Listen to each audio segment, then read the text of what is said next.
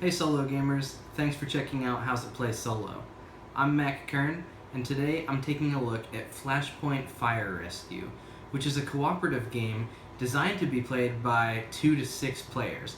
However, you can play it as a solitaire game by simply controlling multiple characters. Because there are no other rule changes required for solitaire play, if you're already familiar with the structure of the game, you can check out the timestamps in the description of this video to skip to my opinion of Flashpoint as a solitaire game. If you'd like to know more about the rules of the game, however, I'm going to go over those rules in detail. And the game comes with a family version and an advanced version of the game. I'm going to go ahead and jump right into the advanced version because I think it's a more rewarding experience and there's not that many additional rules to remember to play that version of the game. In Flashpoint, you play as a team of firefighters, and your goal is to rescue 7 victims before either you lose 4 victims or before the building collapses. I have a game set up here, and you start out with some fire on the board. You also start out with a number of hotspots, so these little black flame tokens are hotspots. You start out with some hazmats on the board. You have some damage to the building. You have points of interest, so these may or may not be victims. And then you also have a bunch of closed doors that you can open later in the game. You also have some permanently open doors around the perimeter of the building. Once you get everything set up, your firefighters can start on any of the outside spaces. And the vehicles, you have the ambulance and the fire engine. Each of those vehicles has several designated parking spots, and you can choose which of those parking spots to place the vehicles in. And I'll take a second to point out that I've upgraded some of my components for this game. So when you buy the game, these firefighter miniatures are unpainted, and the vehicles are actually cardboard tokens that I've replaced with these die-cast vehicles. Before the game begins, each player is assigned a specialist card, and these cards allow a player's firefighter to perform unique actions. Sometimes it changes the cost to perform actions that are available to everyone else. But there's 8 of these role cards, and there's a pretty wide variety. Some of the specialists are better at extinguishing fires, some of them are better at using the vehicle's abilities, some of them are better at transporting victims. There's a pretty wide range that's represented here. On a player's turn, they're granted a number of action points, and they can use those action points to move and perform actions around the building. Now, some of the specialist cards give you additional action points, or some of them give you additional actions that aren't available to the other players. I'm going to run through the actions that are available to everyone at any point in time on their turn. So you can spend 1 action point to move, and most specialists start with 4 action points per turn. So you can move to an adjacent space for 1 action point. You can move through doorways, you can move through open spaces. You can't move through walls, but I'll take a second to point out that when one segment of wall has 2 damage tokens on it, 2 of these damage markers, you can move freely through the wall as if it wasn't there to begin with. So you can spend a point to move. If you want to move into a space or through a space with fire, it costs you 2 action points instead of 1. And you can never end your movement in a space with fire. You can pick up victims. So first of all, you don't necessarily know that this point of interest is a victim. So if you move into the space with a point of interest, you can reveal that point of interest, and if it's not a victim, you set it off to the side and you continue with your turn. So if it does happen to be a victim, you can carry those victims. So when you move with a victim, it costs you 2 action points instead of 1 per space that you move. You can open and close doors that you're adjacent to. So if I'm adjacent to this door, I could open it by spending 1 action point. If I am in a space with fire or adjacent to a space with fire, I can spend 1 point to flip it to smoke, or I could spend 2 points to completely get rid of that fire. If I was in a space adjacent to or in a space with smoke, I would only have to spend 1 to remove that from the board. If I'm adjacent to a wall, I can spend 2 points to place a damage token on that wall, and that's called a chop action. Every firefighter carries an axe that allows them to chop, and so that's a way that you can kind of, if you're not near a door that's convenient for you to walk through, instead of spending time walking to that door, you can spend some chop action. Because again, once you have 2 of these placed on a wall segment, you can walk right through that area because the wall has been destroyed. The rest of the available actions involve the vehicles. Now, to actually rescue a victim, you have to carry that to the parking space with the ambulance in it. Or you could potentially like carry it out if this firefighter wanted to carry this victim out and place it in this space without the ambulance being here, and then go back in and do other things. If at any point in time the ambulance entered the same space as the victim would automatically be rescued. So any firefighter can spend 2 points, regardless of where they are on the board, to move the ambulance. And when they move the ambulance, they can move it to one of the 2 closest spaces for 2 points. If they want to move it the whole way across the board, it costs 4 points to do that.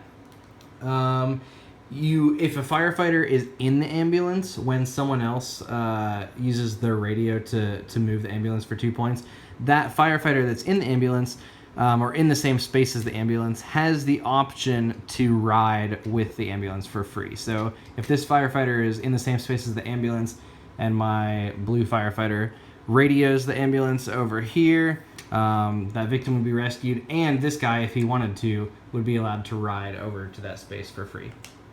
The fire truck, you have to be in it to use. So you can, again, spend 2 points to move it to one of the 2 closest parking spaces. You could spend 4 points to move it the whole way across the board. Or you can fire the deck gun. And this is a cool way to get rid of big chunks of fire. It's especially helpful later in the game when you have big chunks of fire on the board. But basically the way it works is the board is divided into 4 quadrants. And you can only aim the deck gun at the quadrant that the truck is currently adjacent to. And when you do that, you roll these 2 dice. So every spot on the board is marked with a dice roll. It's a 6x8 board, and you have a 6-sided die and an 8-sided die. So you roll the 2 dice, and let's take a look. So I rolled a 3-5, which the 3 on the 6-sided die is not in this quadrant. So what I'm going to do is I'm going to flip it to the opposite side, and now I'm in the right quadrant. So I've got a 4-5 now, and again, that's still not in my quadrant. So I'm going to flip the 8-sided die to the opposite side. And now I have a number that is in my quadrant. So 4-2 is my space. Basically, any fire or smoke in this space or any adjacent space, even this space, which is not in the quadrant that I'm targeting, those will be fully extinguished. Now, I have a fire token right next to 4-2. However, this wall prevents these squares from being considered adjacent. Closed doors also mean that these spaces are not adjacent. If that door was open, they would be considered adjacent. If this wall had 2 damage markers on it, it would be adjacent. However, at the moment, if I roll a 4-2, I don't get to extinguish this because of that wall. Another really cool thing you can do is if you start your turn in the same space as the fire engine, you can spend 2 action points to change your roll to any of the rolls that aren't currently being used in the game. So you have to do that as the first action of your turn, which means you have to start in the space with the fire engine. But after you spend those 2 points, you have the rest of your turn to act as the new role. And that's extremely helpful because some of these roles, the specialist cards, are very helpful at the beginning of the game, while as other of them are very helpful later in the game. So that's a really powerful ability. It's really important to learn how to use that effectively. Another really cool thing about this game is that if you are not in a position to do a lot of productive things on your turn, you can actually save action points from one turn to the next. So like I said earlier, most specialists have 4 action points per turn. You're allowed to save up to 4 points to carry over to the next turn. So if you're in an area of the board where it's kind of hard to get to where the action is, hard to do anything meaningful, you can actually save your whole turn's worth of action points to just kind of wait and see what happens and make more effective choices on the next turn of the game. Once a player has finished performing actions, they roll the 2 dice to spread smoke or fire. So after you roll the dice, you look for the corresponding space on the board. I rolled a 2-6, and I'm going to place a smoke token there. Now, if this 2-6 space already had smoke in there, I would instead convert it to fire. If this space was already on fire, I cause an explosion. When you cause an explosion, you basically put a fire token on each space that's adjacent to the space that was targeted. Now, doors basically just get blown apart when an explosion happens, so you just remove a door entirely, and this is treated as a destroyed wall. Walls, if they are adjacent to an explosion, rather than placing a fire token in an adjacent space, you place a damage token on that wall. Now, if an explosion happened and an adjacent space was already on fire, you trigger a shock wave, which basically means that you continue until the next empty space or wall or door or smoke-filled space, and then you either place a damage token on that wall, or you remove the door, or you convert the smoke to a fire.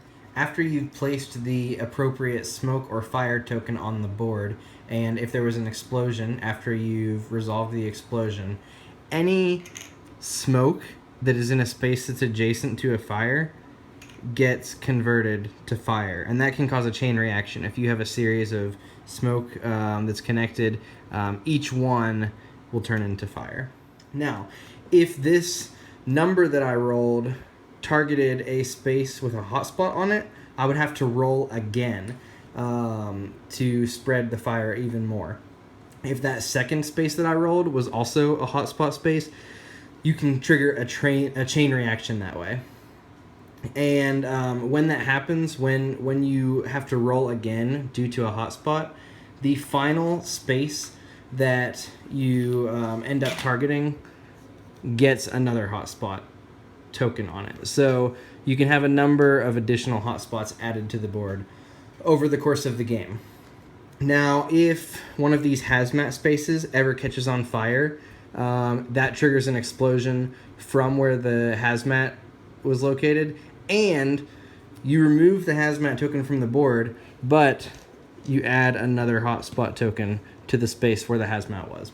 If at any point during the turn fire moves into a space with a point of interest, you reveal that point of interest, and if it was a false alarm, if it was one of the blank ones, you would set it aside. You're actually supposed to put those in the same pile as the victims that you've rescued, but they don't contribute to the victory condition.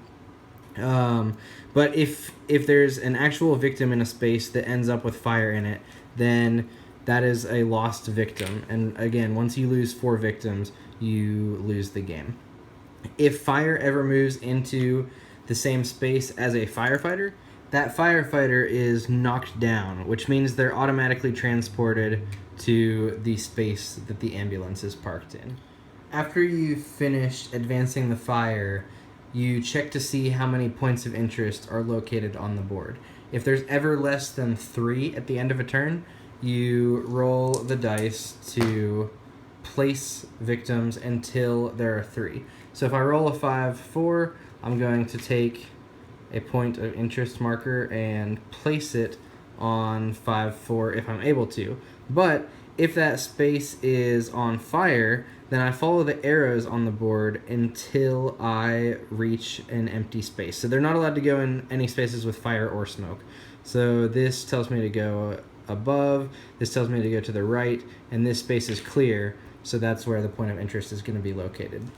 Again, players lose immediately if they lose 4 victims, or if they place all of these damaged markers on the board, leading to the collapse of the building. Players immediately win when they rescue their 7th victim. A lot of solo gamers have sort of an aversion to playing cooperative games that require you to run multiple characters for solo play. And I understand that concern. I even share that feeling in some games. But I don't really think it's a burden in Flashpoint to control multiple characters. Other than keeping track of the specialist abilities, there's not a lot of information that you really have to keep in mind for each different character that you're controlling. And I think it flows really well. I actually think that it shines as a solo game in some ways. For example, the way that you can save action points that you haven't used to carry over to the next turn. I really like that, but when you're playing with a group of other people, it sometimes kind of feels like if you're saving those points, you're losing your turn or losing part of your turn. Whereas, if you're controlling every character, it doesn't really feel less fun to save those points for later. Another great thing about Flashpoint, in comparison to some other cooperative games, is that the upkeep is not tedious. Once you understand the flow of the game, once you understand the steps you have to take to advance the fire, it's all very intuitive, and it doesn't require a lot of mental energy to keep up with the board state. I feel like some games almost require multiple players just to remember all of the rules that happen between turns and things like that. Whereas Flashpoint's pretty simple, and it allows you to focus all of your mental energy on the actions you want to take. And despite the simplicity of the game, I feel like most turns present you with some pretty interesting decisions, even if the main decision you have to make is whether to save action points for the next turn, because you can set up some pretty big turns that way. A lot of people might have concerns about the role that dice play in this game, and they certainly contribute some randomness, but they also keep the game from becoming too predictable. One thing that's great about the dice is that they really make it a tactical experience and they keep you on your toes. Sometimes they make the game feel incredibly easy, sometimes they make it feel incredibly difficult, but I appreciate the variety that they add to the game. All in all, I think that Flashpoint is a great game for many soloists to own. It's pretty affordable and it plays well solo or with other people. It's not the deepest game, but it's a fun experience that I think gives you lots of options and lots of different ways to play. I really, really love the specialist cards in this game. They all feel very different. They're all pretty useful at different points in the game, and I love that you can switch your role over the course of the game. I think that's a great diversion from a lot of cooperative games that assign players roles. As far as cooperative games go, this is one of my favorite ones to play by myself, and I really recommend that you check it out.